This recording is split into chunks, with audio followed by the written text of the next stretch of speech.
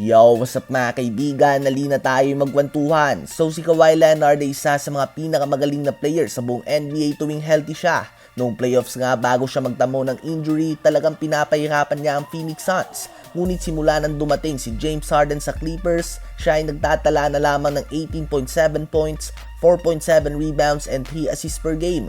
Nagmimistulang role player ang two-time Finals MVP. Si Paul George naman ay nagtatala ng 26.7 points, 6 rebounds and 5 assists per game bago dumating si Harden. Ngunit pagdating nga ng former MVP ay bumagsak ito sa 17 points, 5 rebounds and 3.2 assists per game.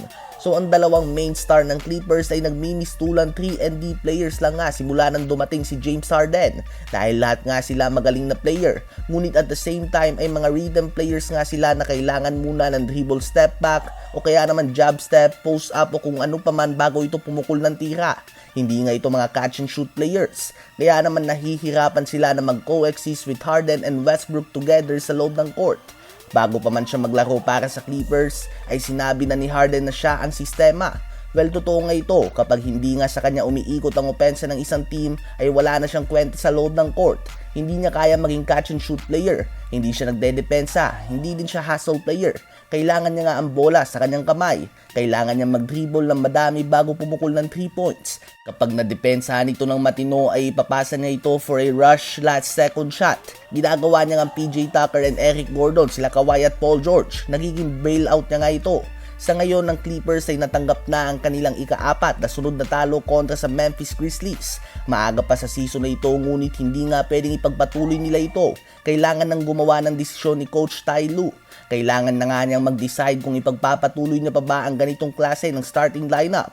Obviously, things are not working out. Epektibo naman ng Russ, Kawhi at Paul George lineup. Kaya naman kailangan ni Harden na magsakripisyo dito. Hindi nga natin alam kung tatanggapin ba ni Harden ang bench role o kaya naman kaya ba ni Ty Lue na sabihan si Harden na babalik na siya sa pagiging 6-man. Kung sakaling ang hindi kaya ni Coach Ty Lue, dapat ay magkaroon na ng initiative si Harden na siya na mismo ang magsabi na magagaling na siya sa bench dahil hindi nga kailangan ng henyo upang malaman na hindi talaga tugma ang kanilang combination nila Kawhi, Paul George, Russ at ano ba masasabi nyo tungkol dito. Isama na din natin sa update na ito na kahapon nga ay nakuha na ng Houston Rockets ang kanilang ika-6 na sunod na panalo kontra sa defending champions sa Denver Nuggets sa score na 107-104. 26 points si Fred VanVleet, 23 points, 8 rebounds, 5 assists and 2 blocks din si Alfred Sengun at 15 points si Jeff Green.